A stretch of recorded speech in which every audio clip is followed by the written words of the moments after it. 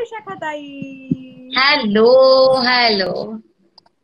कसली फ्रेश दिसतेस अगं तू. पावसात आत्ताच भिजून आलीस असं वाटतंय. व्यायाम केला जस्ट मी, सो भिजलेच आहे. तसं म्हणजे काय माझा आवाज करायचं येतोय पण क्लिअर? काय मला तुझा आवाज एकदम हळू येतोय. हळू येतोय? माझा आवाज येतोय व्यवस्थित? हो व्यवस्थित. अजूनही हळू येतोय माझा आवाज? हा म्हणजे मला कमी येतोय ऐकू. अच्छा, तुझं व्हॉल्यूम म्हणजे फुल आता आहे. तुला मी ऐकत होते ना तेव्हा फुल व्हॉल्यूम होता तुझा, आणि मी जॉईन झाले तुझा आवाज एकदम कमी झाला. अगं तुझ्या समोर माझा आवाज कमीच होणार. ए मेरी जान. पण आय वॉज सुपर एक्सायटेड, कारण आज मी वाटच बघत होते की कधी एकदा आपल्या संध्याकाळी गप्पा होत आहेत. कारण एकतर मी तुझ्याशी आधी घरी येऊन गप्पा मारल्या तेव्हा तू जे काही तुझे किस्से सांगितलेत आयुष्यातले ते इतके काही कमाल होते ना की म्हणलं यार हे किस्सों की जो जिंदगी है ना वो है विशाखाताई की. त्यामुळे बाकी काय म्हणतेस, कशी आहेस तू? मी मस्त मजेत. लॉकडाऊन आता जरा शिथिल झाल्यामुळे जरा पुन्हा एकदा शूटिंगला सुरुवात झाली. So happy. खुश असं झालं असेल नाही तुला? खुश. पण त्यापूर्वीच इनफॅक्ट मला असं वाटतं काही ऍक्टर्सना घरूनच सिरियल शूट करायची संधी मिळाली आणि फारच आगळा वेगळा अनुभव. म्हणजे 800 खिडक्या 900 दारं हे जे सिरियल सोनी मराठीवर सुरू होतं त्याच्या थ्रू आम्हाला मिळाला हा एक्सपिरियन्स. पण तुझ्यासाठी तो कसा होता? कोणी शूट केलं? घरात कोण होतं? काय केलंस? काय चॅलेंजेस होते? तर एकतरी एक संकल्पनाच रंगा सरांच्या डोक्यातून आली. त्याबद्दल खरंच त्यांना आधी हॅट्स ऑफ, की घरात बसून अशा पद्धतीचं काहीतरी आपण शूटिंग करूया आणि सिरियल करूया. हे फार किलर होतं आमच्यासाठी. सो एक्साइटमेंट होतीच की कसं सगळं मॅनेज करणार आहोत आम्ही. घरात बसून शूटिंग म्हणजे एक्झॅक्टली आधी सोपं वाटलं, हा जमेल आपल्याला. पण जेव्हा स्क्रिप्ट यायला लागल्या तेव्हा लक्षात आलं की अरे सगळं जड आहे. दिवसाला 5-6 सीन्स करावे लागत आहेत आणि मग कॅमेरा अँगल लावावा लागतो आहे. बरं माझ्याकडे काही तशी व्यवस्था नव्हती, ना ट्रायपॉड, ना लाईट, ना काय ना काय. तर काही स्टँड पण नव्हता. तर फोन ठेवायचा कुठे? तर माझा मुलगा असल्यामुळे तो माझा खूप सपोर्ट झाला. सपोर्ट सिस्टीम माझा मुलगा झाला, अभिनय त्याचं नाव. तो त्याने सगळे हँडी काही शूट्स केलं सुरुवातीला. मग डब्यावर डबे ठेवून, मग त्याच्यावर एक खोका ठेवून, मग त्याच्यामध्ये फोन अडकवून वगैरे आम्ही स्टँड ठेवून असे बरेच सगळे प्रकार केले. कारण एका पॉइंटला हात शेकी होतो ना कॅमेरा सुद्धा. पण तरी त्याचा खूप स्टेबल झाला नंतर नंतर नंतर मग आम्हाला खोक्या बिक्यांची पण गरज नाही पडली. सो त्याचा हात शेकी होत नव्हता, त्याच्यामुळे आमचे सीन्स पटापटा व्हायचे. But it was enjoyment, total enjoyment. म्हणजे ड्रेस दादा आपण, स्पॉट दादा आपण. सो चहा पाणी नाश्ता, चिडचिड पण व्हायची एकमेकांची एकमेकांवर, आता आता आई बास तुझं वगैरे. पण नशिबानं म्हणजे पाठांतर चांगलं असल्यामुळे ना खूप सारखे रिटेक रिटेक असा झोल नव्हता. आम्ही काय करायचो, इथे आम्हाला स्क्रिप्ट आदल्या दिवशी मिळायचं. बरं ते फोनवर स्क्रिप्ट असायचं, त्यामुळे लिखित स्वरूपात काही नव्हतं. आणि आपल्याला इतकी सवय आहे ना नाटकात कामं करणाऱ्या माणसांनाच की स्क्रिप्ट हातात लागते, कागद हातात लागतं, छान हातात लागतं. मोबाईलमध्ये आधी वाचून ते अक्षर लावून ते पाठ करायला जड जायचं. तर मग मी आदल्या दिवशी ते पाठ करून घ्यायचे, सीन्स वाचून अरे वा. पाठ करून. दुसऱ्या दिवशी शूटिंगला त्रास नको व्हायला. आणि मग अभिनयला उठवायचं. मग त्याच्या आधी उठवण्यापासून लय लपडी ग, पोरांना उठवायचं. I understand. आणि त्यात अजून हाऊस हेल्प नसल्यामुळे एक तर स्पॉट दादा आपणच म्हणल्यानंतर मग चहाही तुला तुझंच बनवावा हो लागत असेल. हो हो, मग त्यात अगदीच. 3 लोकांचा चहा नाश्ता जेवण सगळं मज्जा होती. काय काय शेड्यूल काय असायचं? मग सकाळी उठून सगळी कामं आधी आटपायची आणि हा, मग आधी शूट सकाळी सुरू? 7:30ला उठून सगळी कामं आटपायची. मग 11 वाजता साधारणतः सीन सुरू व्हायचे. मग तोपर्यंत साड्यांना इस्त्री बिस्त्री पण कधीतरी करावी लागली कॉटनची. मग सगळ्या आधी आवरायचं. मग पोराला उठवायचं, उठ रे बाबा पुता, त्याला करायचा, त्याला नटवायचा थोडासा, चल रे मस्का लावायचा, त्याला चहा प्यायला द्यायचा. मग हळूहळू तोपर्यंत मग त्याचा चहा पिऊन झालं की तब आपण साडी बिडी नेसून घ्यायची, मेकअप करायचा आपला आपणच. तर म्हणजे खूप इट वॉज डिफिकल्ट टास्क. मग मेकअप झाल्यानंतर तास 1.5 तास सगळ्या आवरणात जायचे. एरवी कसं आपलं 1 तासाभरात होतं, पण 1-2 तास सगळं आधी सेटिंग आवरा, मग तिथलं झाडून काढा, मग तेवढाच पसारा आवरा. मग एकदा तर आम्ही बेडरूम मध्ये सीन केला होता, तर बेडरूमचा सगळा पसारा हॉलमध्ये आणून ठेवला होता. आणि मग मी तो फोटो काढला बापरे. होता की केवढा पसारा तेव्हा. तर त्याच्यामध्ये रिकामं हवं ना सगळं, वॉलमध्ये आणि त्याच्यात पुन्हा हो, हो. कुठलं ब्रँडचं नाव नाही दिसता कामा, कुठलं काही दिसता ऍड नाही दिसता कामा. त्यामुळे ते सगळ्या गोष्टी आधी तिथल्या ठेवल्या आणि मग सगळा पसारा हॉलमध्ये अडून ठेवला आणि मग बेडरूम मध्ये सीन केला. आणि मग किचन मध्ये असताना पण तेच की मागे काय आहे काय नको, सगळा पसारा हॉलमध्ये. सो आम्ही असं असं अखंड करत होतो की एकदा हॉलमध्ये, एकदा किचन मध्ये, इकडचा पसारा तिकडे, तिकडचा पसारा तिकडे, एक रूम एका वेळी स्वच्छ असायची.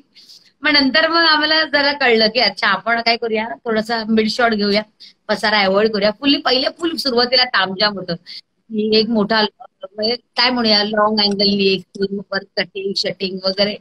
मग नंतर नंतर अरे बासा आता आता एवढंच करूया, आई आई आता एवढंच घेऊया, असं करून आम्ही पण सुरुवात खूप मजा केली. पण त्याच्यामुळे ना सगळ्या सिरियल्समुळे ना माझ्या आणि माझ्या लेखातलं बॉन्डिंग खूप छान झालं. म्हणजे भांडलो, खेळलो, मस्ती केली, पण बॉन्डिंग खूप झालं. So he is a director for me for this serial. आणि त्याला पण ऑफकोर्स त्याला पण मास कम्युनिकेशनच करतो आहे तो, त्याच्यामुळे त्यालाही ऍज अ डिरेक्टर म्हणूनच पुढे यायचं आहे. कॅमेरामन, असिस्टंट वगैरे अशा पायऱ्या चढत चढतच जायचंय. त्यामुळे त्याला त्याच्यासाठी पण एक प्रकारचं वर्कशॉप होतं. त्यामुळे खरं एन्जॉय केलं मी, खऱ्या पद्धतीने एन्जॉय केलं. वाटेल त्या अँगल्स लावायचो आम्ही. कारण आता एका घरमध्ये किती कोपरे असणार फार फार तर ना. हो. त्यामुळे जे काही आहे त्या एका कोपऱ्यातच हवी तेवढं जान टाकावी लागत होती. आणि घरातून असं जरी तरी आपले चेहरे कळकट्ट मळकट्ट नाही दिसता कामा. इट शुड बी हो. ते राईट, छानच राईट. दिसले पाहिजेत. कारण ते सिरियल आहे, ती काही अशीच गप्पा नाही आहेत की, कारण लोक बघता आहेत त्याला. त्याच्यामुळे कितीही घरात लॉकडाऊन असलं तरी आयशॅडो पाहिजे, लिपस्टिक पाहिजे, त्याशिवाय काय गंमत. कारण बघणार काय लोक मग नाही तर. बायका साधारणतः तिची साडी बघ, तिचे डळे अति छान दिसते असं आधी बघतात, नंतर आपले डायलॉग हो. आय हो. Should be presentable. सो त्याच्यामुळे त्या सगळ्या गोष्टीच्या काळज्या नक्कीच घेतल्या आणि मजा आली खूप. आणि मुळात मला लेखकाचं डेफिनेटली. पण काय हा, तू sorry, you were saying something. बोल बोल. नाही तर मला असं म्हणायचं की तू म्हणालीस ते अगदी बरोबर आहे की तुझ्या मुलासोबत तुझं बॉन्डिंग झालं आणि त्याला देखील ह्या गोष्टींची मदत होणार आहे. आणि कदाचित यामुळे त्याला देखील कळलं की ह्या फील्डमध्ये किती कष्ट आहेत, किंवा आईला शूट करताना किती वेळ लागू शकतो, किंवा किती हेक्टिक असतं यु नो. आणि ऑफकोर्स जसं घरातल्या गोष्टी सांभाळून हे करणं म्हणजे डेफिनेटली फारच अवघड होतं. तर मला सांग की मग ह्या लॉकडाऊनच्या सुरुवातीच्या काळाला जेव्हा शूट सुरू नव्हतं, तेव्हा आय एम शुअर विशाखात खूप सारे प्रश्न पडले असतील की आता कसं होणार, काय होणार. आणि त्या दरम्यान मग आपल्याला आता एक एक्सेप्टन्स पण आला होता की ठीक आहे आता आपल्याला थोडे दिवस वाट बघावी लागणार आहे. त्या दरम्यान तू काय केलंस, कुठली एक सवय तुला लागली, कुठल्या गोष्टी एक्सप्लोर केल्यास तू लॉकडाऊन मध्ये? ओके. एक तर आधी तू मगाशी म्हणालीस की अभिनयचं बॉन्डिंग झालं आणि त्यालाही कळलं की आपल्या फील्डमध्ये काय कष्ट आहेत काय नाही. पण माझ्या केसमध्ये ना असं मी म्हणेन की अभिनयाला या सगळ्याची खूप आधीपासूनच कल्पना होती. म्हणजे आई अंबरनाथला आमचा जो प्रवास त्याने अगदी जवळून पाहिला, अंबरनाथ ते सगळा. त्यामुळे कष्ट त्याला ना रात्री 2-2 वाजता येणं, आई काम करणं, इतक्या वेळ बाहेर असणं. त्यामुळे हे सगळे प्रकार त्यांनी खूप आधीपासूनच म्हणजे ऍडजस्ट करायला सगळ्यासाठी. त्यामुळे त्याला हे सगळं माहितीच आहे की आपल्या फील्डसाठी काय कष्ट लागतात आणि काय नाही.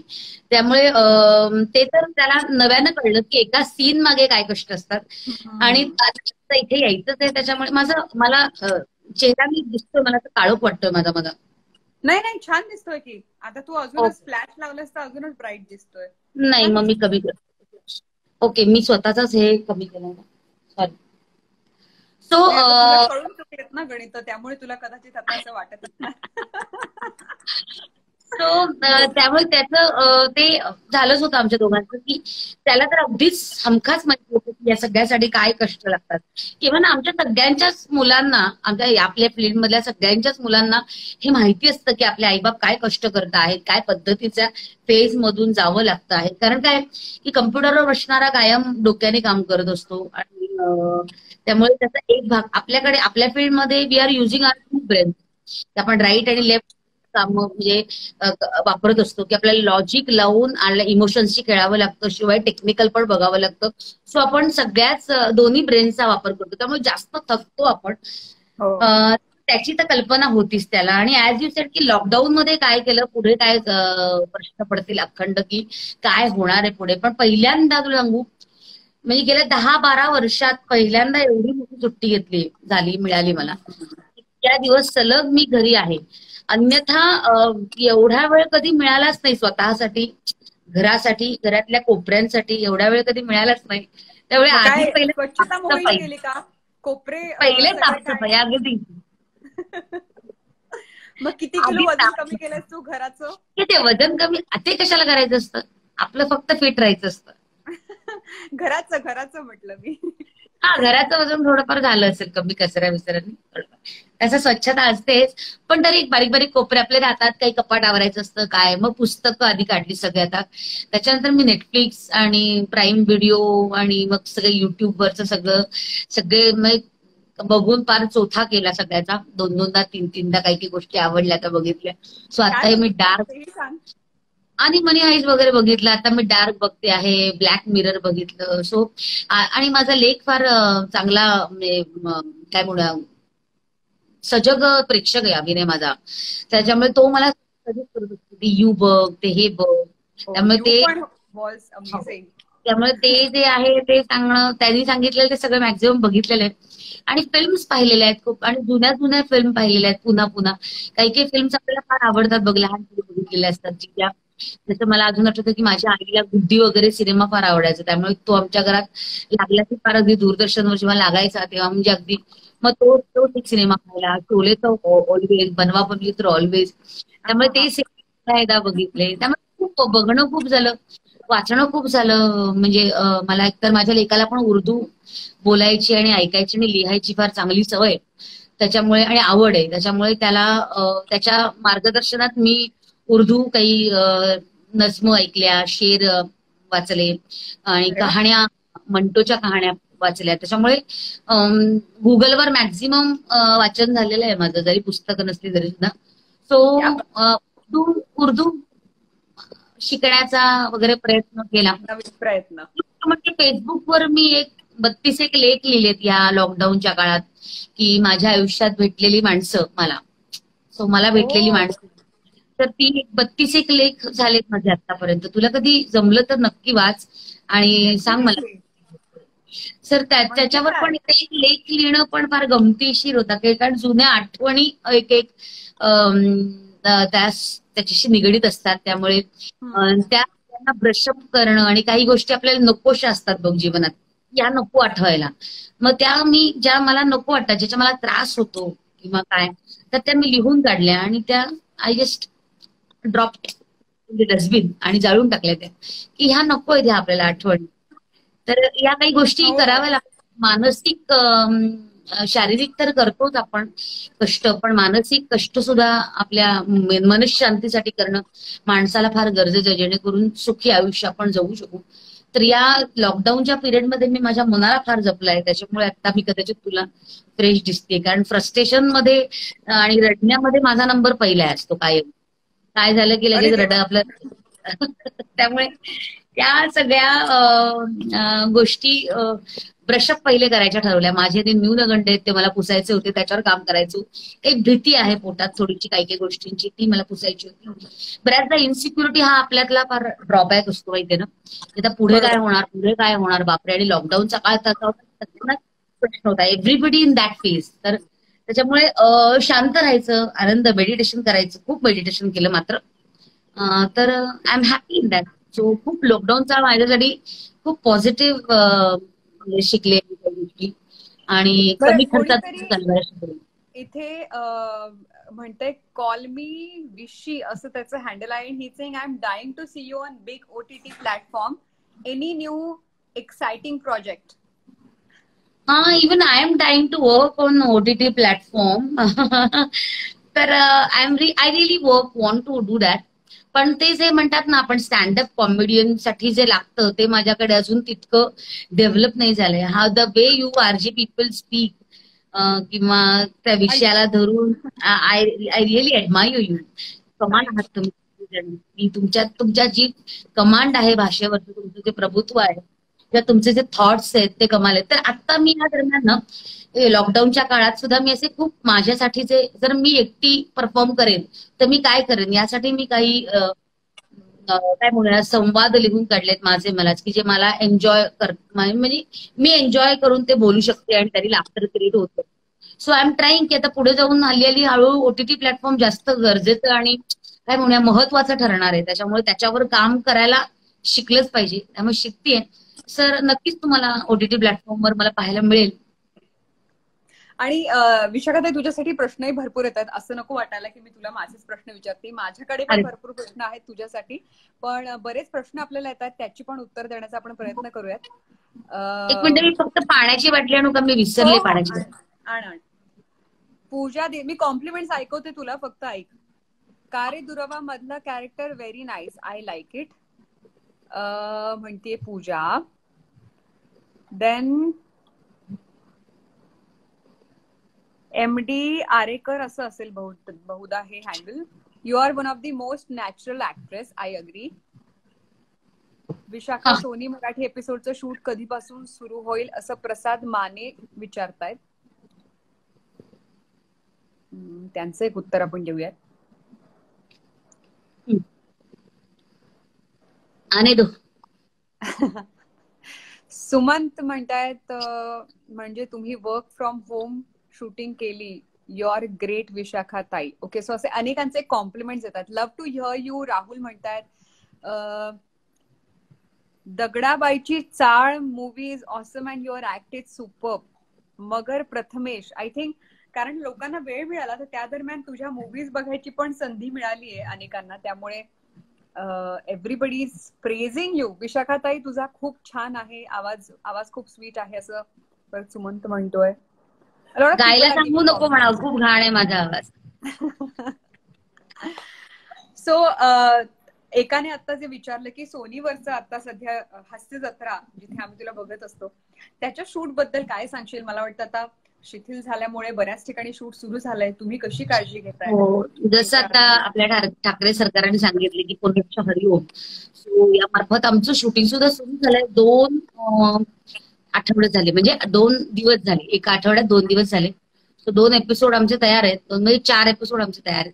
सो टाईट आहे जरा वातावरण सगळीकडेच. एकमेकांना जे आम्ही आल्या आल्या ग्रीड करायचो, गट्ट मिठा मारायचो, परफॉर्म त्यानंतर मिठा मारायचो, टाळ्या द्यायचो, ते सगळं आता टाळायला लागणार आहे. त्यामुळे ते हे असं असं सुरू झालं, यो वगैरे फोन वगैरे सगळं फोनवरच चाललंय आयुष्य. आणि लांबून असे पप्प्या देणं वगैरे हे सगळं सुरू आहे. तर म्हणजे एकमेकांना बघणं, 3 महिन्यांनी आम्ही एकमेकांना पाहिलं. सो तोच आमच्यासाठी काय म्हणतात एक दिलासा होता की यार हम मिले हैं और फिर से काम सुरू हो गया है.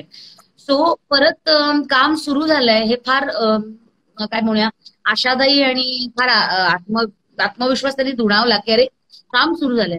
नाहीतर आता नाटकाच्या बाबतीत काय होणार आहे की कधी रंगमंचाचं काम सुरू होणार, कधी रंगमंच, कधी थिएटर, कधी लोक गॅदरिंग होणार आणि काय कसं काहीच कल्पना नाही आता.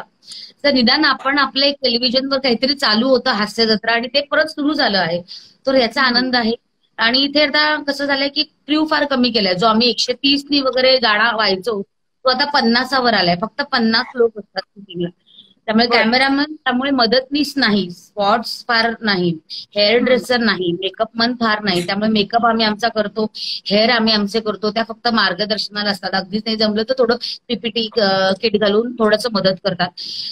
त्याच्यानंतर ते मागेच उभे असतात, they are not allowed to touch us like that. किंवा सेटवर पण कुठे पाणी द्यायला नसतं, आपणच उठायचं, पाणी घ्यायचं, आपण कुठे चहा घ्यायचा आणि सगळं सॅनिटाईज केलेलं असतं. सतत येऊन 1-1 तासाने सॅनिटायझर मारलं जातं. सो बाथरूम क्लिअर केले जातात.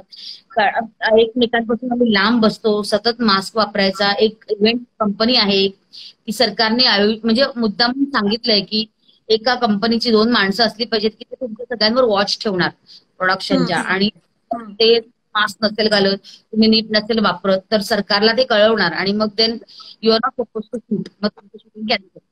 सो त्याच्यामुळे तो एक धाक असतो, वचक असतो त्या माणसांचा. त्यामुळे येता जाता अरे झाले असं करून आम्ही ते मास्क एखादं खाली केला असेल तर तो लावतो. खरं तर मास्क आता आपण घरात असल्यावर आपण मास्क वापरत नाही, बाहेर पडलं तर. आता ह्या काही दिवसांमध्ये मी काही फार बाहेर पडले नव्हते, त्याचा मास्क इतका रेग्युलर नव्हता वापरला कधीच. आता रेग्युलर वापरतो, तर कानाची इथे दुखायला लागतं. त्यामुळे आम्ही आमचे घरगुती मास्क केलेले आहेत, ते कापडा बिपडाचे असे, आणि त्याला वेलक्रो लावून. त्यामुळे तो त्रास जरा कमी झालाय. खूप रेस्ट्रिक्शन्स आहेत, खूप जबाबदाऱ्या आहेत, खूप रिस्पॉन्सिबिलिटी आहे. त्याच्यामध्ये सुद्धा स्किट करताना सुद्धा असं वाटता कामा नये की करोनाचा काळ आहे फार. कारण नाहीतर मग काय त्याच काय म्हणूया आपण दबावाखाली राहिलं आणि परफॉर्म केलं तर विनोद नाही क्रिएट होत. पण आम्ही आता जे 2 आठवडे गेले तर ते सुद्धा करोना असताना आपण त्याच्याशी लढा देताना विनोद कसा क्रिएट करतो आहे आणि त्यातून त्या विषयातून काय गंमत करता येत आहे अशा पद्धतीचे काही विषय घेतलेत आणि 4 एपिसोड तयार आहेत. सो आता मला वाटतं 13 जुलै 15 जुलै त्या दरम्यान हास्य जत्रा सोनी मराठीवर नवीन एपिसोड्सनी सुरुवात होईल. सो जसे तुम्ही वाट पाहत आहात नवीन काही गोष्टींची तसे आम्ही पण खूप उत्सुक आहोत हे सगळं बघण्यासाठी. डेफिनेटली. कारण की अर्थात म्हणजे आता मला वाटतं की कमी कलाकारांचा देखील क्रू असेल की कमी कलाकारांना बोलवून परफॉर्मन्स होत असतील कदाचित. कारण नाही काय होतं बऱ्याचदा आता ह्या स्किटच्या फॉर्मॅटला काय आता ऑडियन्स पण नाहीये. म्हणजे पूर्वी जो समोर ऑडियन्स असायचा ना तोही आता ऑडियन्स नाहीये. त्याच्यामुळे निदान 10 जण तरी स्टेजवर असावे असं म्हणून आम्ही 10 जण स्टेजवर असतो. काही आता माझ्यासारखी आहेत, मी आहे, प्रसाद आहे की ज्यांना बीपीचा शुगरचा त्रास आहे किंवा काय अजून दमाचा त्रास आहे अशा काही मंडळींना लवकर सोडलं जातं आहे आणि बरोबर 7च्या ठोक्याला शूटिंग संपवलं जात आहे. आता आमचं लवकर घेतलं जातं आणि आम्हाला सोडलं जातं. त्यामुळे जे आम्ही पूर्वी बसलेलो दिसायचो ते आम्ही बसलेलो दिसत नाही. किंवा आता प्रसादच्या घरी लहान बाळ आहे त्याच्यामुळे ती रिस्क नाही घेत, तो पण शूटिंग करतो आणि निघतो. सेम निघिता नम्रता तिच्या घरी पण लहान बाळ त्याच्यामुळे ते मी स्वतःच लहान बाळ आहे त्याच्यामुळे मी पण निघून जाते. पण मला सांग की या लॉकडाऊनच्या काळामध्ये अनेक गोष्टी शिकता देखील आल्या. म्हणजे अजूनही खरं हा सुरूच आहे पण मला असं वाटतं की एक तर तू म्हणालीस तसं स्वतःसाठी वेळ देता आला, घरच्यांना वेळ देता आला आणि आपली एक बाजू जी आपण एक्सप्लोअर केली नव्हती ती कदाचित पुढेही आली असेल. जसं तू लिखाण जे ते सुरू केलं, तू इतके छान आर्टिकल्स लिहिले. तर मला सांग की त्यातलं एक कुठलं तुझ्या फार जवळचं होतं. आणि असं म्हणतात ना की माणसं 2 गोष्टींनी मोठी होतात, एक तर वाचलेली पुस्तकं आणि भेटलेली माणसं. आणि त्या दोन्ही गोष्टी जुळवून तू ते साधलंस, तू लेख लिहिलेस. तर तुझ्या जवळचं मनाच्या जवळचं चॅप्टर कुठलं, कोणाला भेटून तुला लिहून मस्त वाटलं कोणाबद्दल? ऍक्च्युली ही जी माणसं आहेत ना ही सगळी माझ्या मनाजवळची आहेत. त्यामुळे 30-32च्या 32 माणसं कधीही भेटली अगदी तरी मला आनंदच होतो. त्याच्यामुळे कारण त्यांच्याच बद्दल लिहिलंय. सचिन गोस्वामी, सचिन मोटे, त्याच्यानंतर माझी अंबरनाथ मधली काही माणसं आहेत की जी माझ्या बरोबर कायम असतात त्यांच्याबद्दल लिहिलंय. अंबरनाथ गावाबद्दल लिहिलेलं आहे, नगरसेवकांबद्दल लिहिलेलं आहे जी फार क्लोज आहेत माझ्याशी.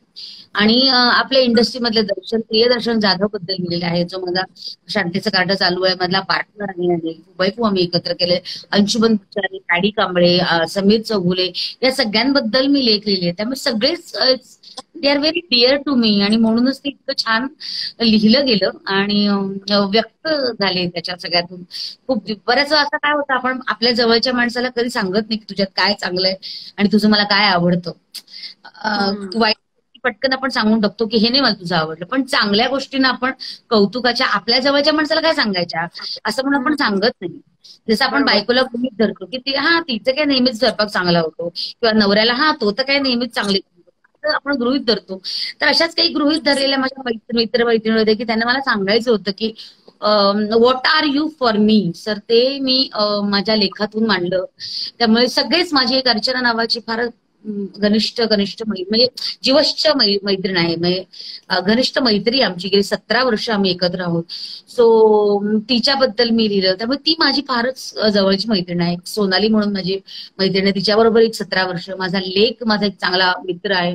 त्यामुळे सगळ्यांबद्दलच आहे. त्यामुळे सगळेच लेख मला लिहिताना मजा वाटली. पण माणसं मला एक आता तू म्हणालीस एक की कुणीही नसताना त्याचं माणसाचं त्या रिलेशन माझ्याशी काही नसताना किंवा काही मैत्री नसताना रस्त्यात भेटलेला एक साधा तृतीय पंक्ती याच्याशी जी ओळख होती त्याच्याबद्दल जो लेख लिहिला होता तो जास्त मला माणूस भावला होता. ऑफकोर्स बारीकचा किस्सा की माझ्या गाडीने चालले होते, नवी गाडी घेतली होती आणि काहीतरी खुट्ट झालं होतं, डोळ्यात पाणी होतं. ते दिवसभर आपल्या गाडीत आपली स्पेस मिळाली की डोळ्यात पाणी येत होतं आणि त्यातच असा घोळ झाला होता की पर्स विसरले घ्यायची.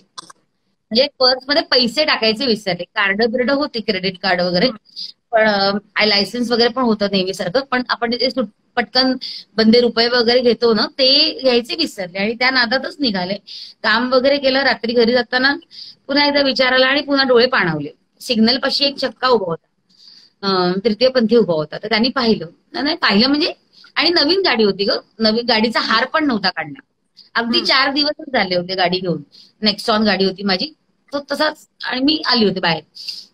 आणि काहीतरी कोणतरी बोललं होतं आदल्या दिवशी आणि ते डोक्यात राहिलेलं होतं, आणि मग त्याच्यामुळे सतत वाईट वाटत होतं. तर त्यांनी पैसे मागायला आपलं हे वाजवलं, खिडकीवर नॉक केलं. तर मी खिडकी खाली केली, म्हटलं बाबा पैसे नहीं है आज, कुछ पैसा नहीं है मेरे पास. तर म्हणे इतनी बड़ी गाड़ी ली और पैसा नहीं, क्या दीदी? नहीं है बाबा, आज पैसा डालना ही भूल गई, तो पैसा नहीं है. तर डोळ्यात पाणी आलं होतं अक्षरशः सांगताना, त्याला दिसत होतं. ते म्हणे की चलो पैसा नहीं, तुम्हारे आंखों में जो आंसू है वो तो दे दो. तर वाक्याने मी हल्ले. म्हणजे असं वाटतं की हा देव आहे की काय, की माझ्याकडे माझं दुःख मागतोय, की हे नको तू रडूस असं सांगतोय. हे काही 2-3 वाक्य असतात की जी पटकन मला असं, मी आजही त्याला शोधत असते सिग्नल पाशी. त्याच्या नादात अनेक जणांना त्यावेळेस माझ्याकडे पैसे नव्हते, मी आता जेव्हा जेव्हा मला सिग्नलला तृतीयपंथी दिसतात त्यांना मी हमखास एक पैसे काढून देते, कारण त्याचे आशीर्वाद घेते. तर हे जे वाक्य आहे ना, की पैसे नाही चलो तुम्हारे आंखों के आंसू दे दो, हे जे आहे ना, हे कमाल वाक्य त्यांनी मला माझ्या आयुष्यासाठी दिलं. की मला दुसऱ्यांना हसवायला जे आहे आपल्याकडे परमेश्वराने दिलेलं काम, म्हणजे आपण जास्त नेटाने करूया, आपणही आनंदात राहूया आणि दुसऱ्यालाही आनंद देऊया. पैसे नको देऊया, निदान आनंद तर देऊया.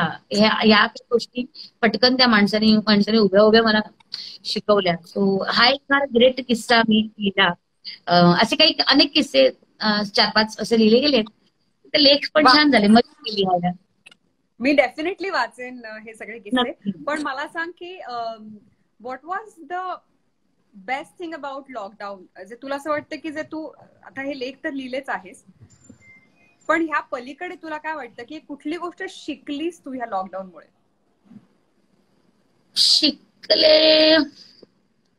शिकले असं काय, आता मी म्हणून मी हिंदीवर जरा वाचन जास्त केलं, त्यामुळे ते शिकले. आणि स्वयंपाक तर मला येतच होता, म्हणजे असं नाही की मी हा पदार्थ शिकले आणि तो पदार्थ असं नाही. म्हैसूर पाक वगैरे एकदा केला होता, तो एकदा बिघडला, मग दुसऱ्यांदा चांगला झाला.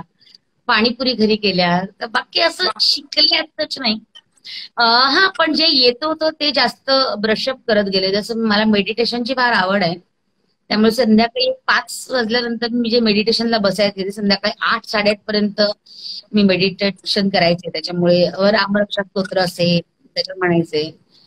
मग कुणी सगळ्या पृथ्वीवर सध्या हे झालेलं आहे, संकट येत आहे, तर आपल्या रक्षा कोण करणार? तर लहानपणापासून, म्हणजे अभिनय जेव्हा लहान होता 6 महिन्याचा तेव्हा आमचे आजोबा, म्हणजे महेशचे आजोबा, म्हणजे माझे सासरे, सासरे, ते रामरक्षा म्हणायचे संध्याकाळी त्याला मांडीवर घेऊन. आणि मग तर ते मला आठवलं की रक्षा करण्यासाठीच रामरक्षा म्हटली जाते, तर मग आपण पण रामरक्षा म्हणूया. मग मी रामरक्षा म्हणायला लागले. संध्याकाळी दिवा तर लावायचेच, मग मेडिटेशन करायला लागले. सो हे महत्वाची गोष्ट मी शिकली की मी खूप फोकस्ड राहिले या मेडिटेशनमुळे आणि मनशांती मिळवली. तर ही गोष्ट फार कमाल झाली माझ्या आयुष्यात. त्यामुळे आता पूर्वी जे मला माझी व्हिज्युअल मेमरी स्ट्रॉंग होती पहिल्या सुरुवातीला, तर आता ती जरा काय म्हणूया आपण, मेमरी चांगली जास्त स्ट्रॉंग झाली माझी. ओके. अनेक जण तुला समीर दादा सोबतच्या तुझ्या जोडीबद्दल कॉम्प्लिमेंट देत आहेत. म्युझिकल अजित म्हणून आहेत, त्यांनी देखील इकडे तुला कॉम्प्लिमेंट दिलेत. तर तुझ्या ह्या जोडीबद्दल, ह्या तुमच्या केमिस्ट्री बद्दल काय सांगशील विशाखाताई? कारण अनेकांना तुमची ही जोडी फार भावते. हो, म्हणजे खूप मला असं वाटतं की केमिस्ट्री बद्दल मी म्हणेन की Sameer is a good and fine actor, आणि त्याच्यामुळे त्याचं आणि माझं गिव्ह अँड टेक फार अप्रतिम होतं मुळात. त्यामुळे केमिस्ट्री जुळायला फार कष्ट नाही गेले, पटकन जुळलं. एकतर गिव्ह अँड टेक चांगली असल्यामुळे आमचे कितीही बारीक बारीक वाद होत असतात की मला त्याचे काही गोष्टी पटत नाही, हे नाही पटत, ते नाही पटत, पण while performing we are so professionally into it की बाकी सगळं बाजूला होतं. आणि 2 माणसं नसता ती दोन शरीर एक मन असं होऊन आम्ही काम करतो. त्यामुळे मला असं वाटतं की that is what chemistry is, की तुम्ही एकमेकांचं इतकं तादात्म्य असणं ते फार गरजेचं असतं एखाद्या स्किट परफॉर्म करताना.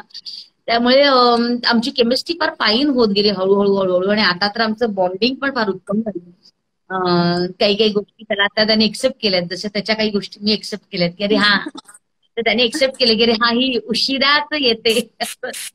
जे पूर्वी वादाचा एक असायचा की 10चा कॉल टाइम असेल तर मी कधी 10ला पोहोचायचे नाही, मी 11, 11:15 अशी पोहोचायचे. आणि आता तर सरकारी नियम असल्यामुळे तर 10 तर 10लाच पोहोचा, 9 तर 9लाच पोहोचावं लागतं. तर ह्या सगळ्या गोष्टींनी तो जरा त्रस्त असायचा, पण आता जरा ते सगळं कमी झालंय. आणि तर त्या भांडणाचा तो एक मुद्दा होता. बाकी केमिस्ट्री आमची ऑलवेज म्हणजे खूप, त्याच्याबरोबर खूप काम केलंय मी आधी पण. आम्ही अंबडगोडमध्ये एकत्र काम केलं, आम्ही वसुंधरा नाटक एकत्र काम केलंय.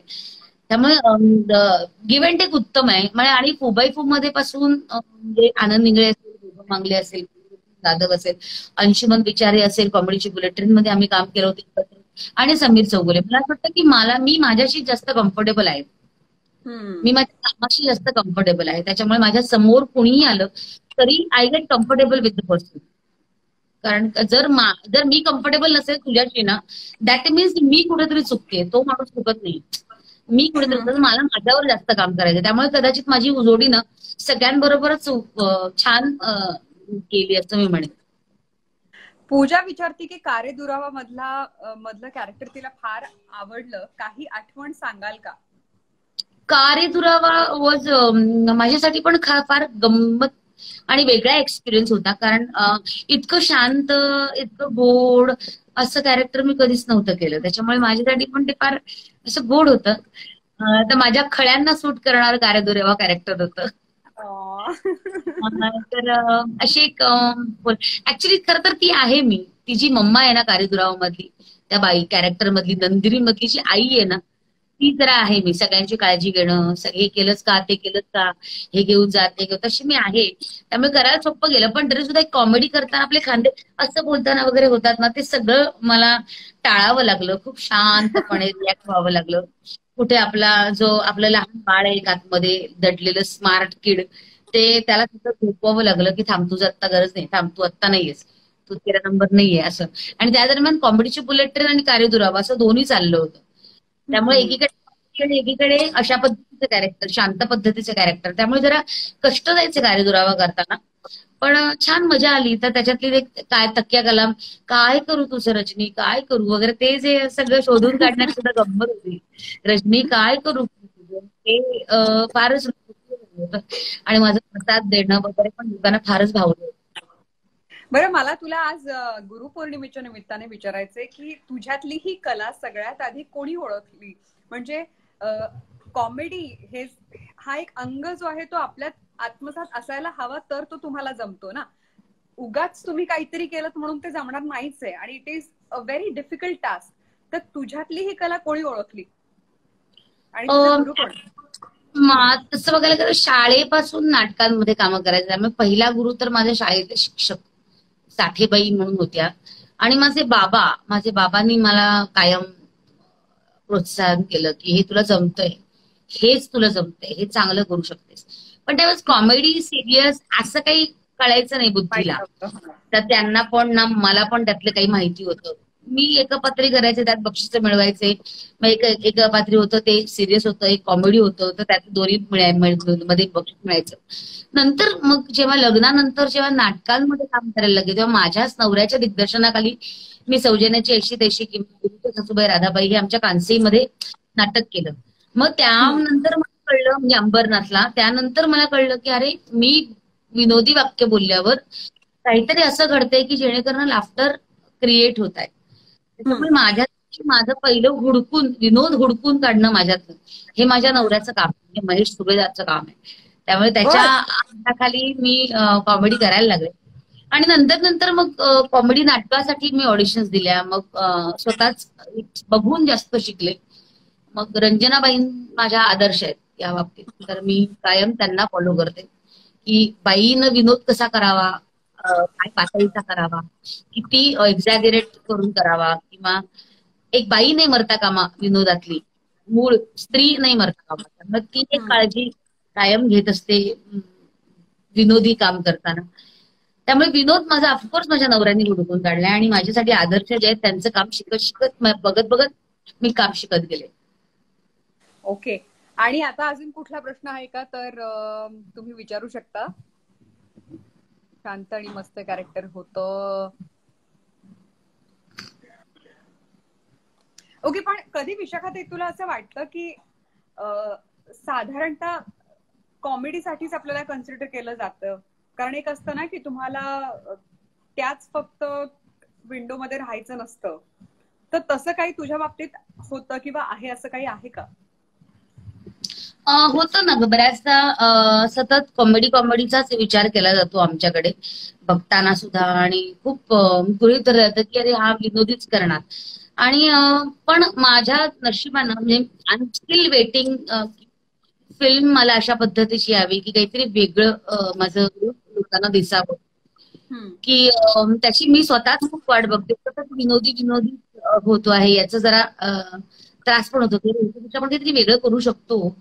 पण तरी सुद्धा असं म्हणून ना, सातत्यानं विनोद करणं हे पण सोपं नाहीये. तर ते सातत्यानं गेली किती वर्ष आम्ही स्किटच्या माध्यमातून लोकांच्या समोर येतोय, विनोदी काम करतोय, हे सुद्धा फार कठीण आहे.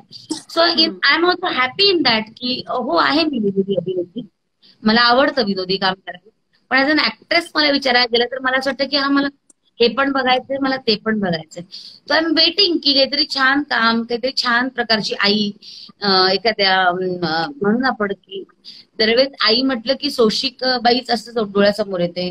त्याच्यामुळे माझ्यासाठी तो रोल कधी येतच नाही, कारण एवढी जाडी बाई धष्टकष्ट सोशिक कशी असेल, त्याच्यामुळे तो रोल माझ्याकडे काही येतच नाही. So I am still waiting की असं काही यावं आयुष्यात. ओके. इथे तुझ्या भरतनाट्यमच्या व्हिडिओ बद्दल देखील बोलतायत लोक. संस्कृती जी आहे ती, संस्कृती स्वामी असं तिचं नाव आहे, तुम्ही भरतनाट्यम डान्स देखील करताना, आणि हो याबद्दल खरंच मला म्हणजे कमाल वाटते. तुझे मी डान्स परफॉर्मन्सेस बघितले आहेस, कमालीची फ्लेक्झिबिलिटी तुझ्यामध्ये आहे. तर काय त्यानिमित्ताने लॉकडाऊन मध्ये हे पण झालंय करून?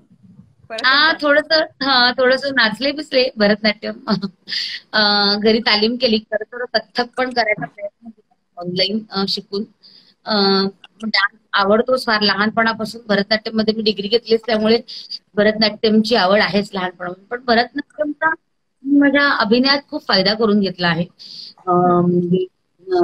ते जे आम्हाला शिकवलेलं आहे ते सगळं अभिनयासाठी प्रचंड वापरलेलं आहे. त्यामुळे जरी डान्सची प्रॅक्टिस नसेल पण तरी सुद्धा अभिनयात ते सगळं उतरवलंय.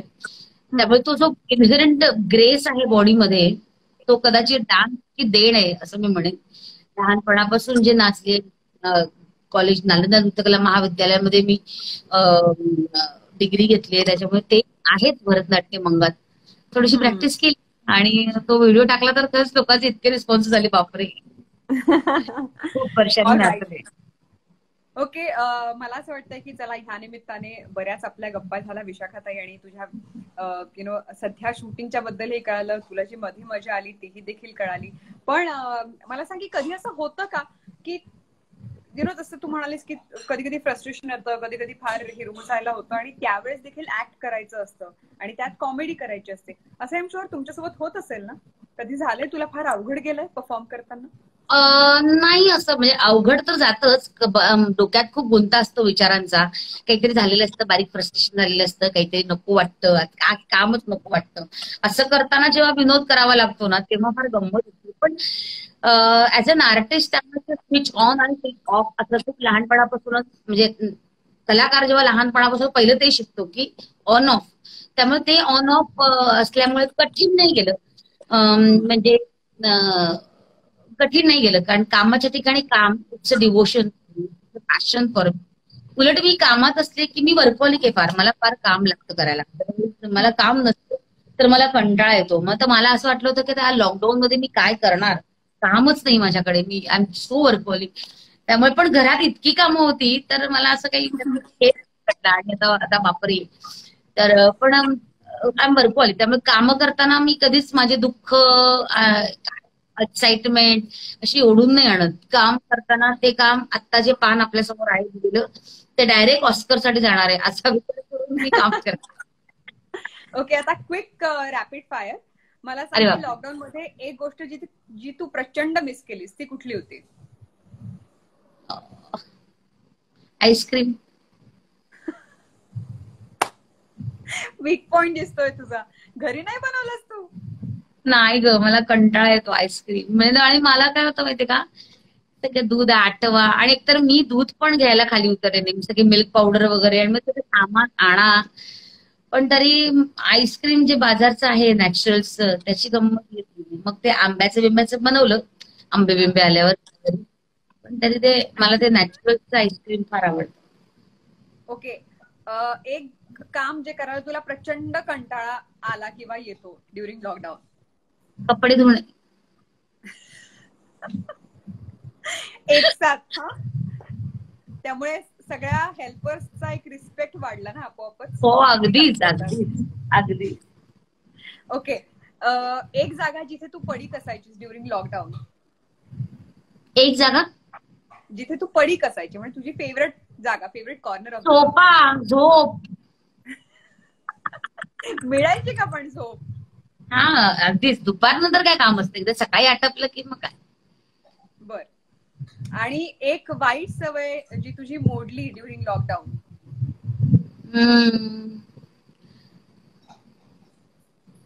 अशी कुठलीच नाही सांगता येणार, कारण त्या वाईट सवयी अजूनही आहेत. म्हणजे रात्रभर जागणे ते काही संपलेलं नाही. अशी कुठची सवय नाही, उलट खूप मोडली सवय नाही, अजून सवय लागल्या आहेत खूप. वाईट नाही पण चांगल्या. अशी अच्छा, मग माझ्याकडे चांगल्या फार. सवयी कुठल्या लागल्यात?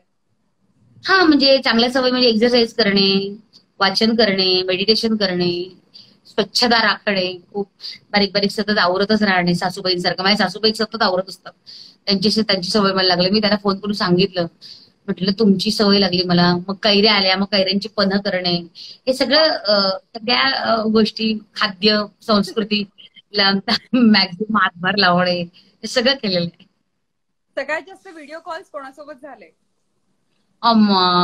पॅडी कांबळे आणि नवरा.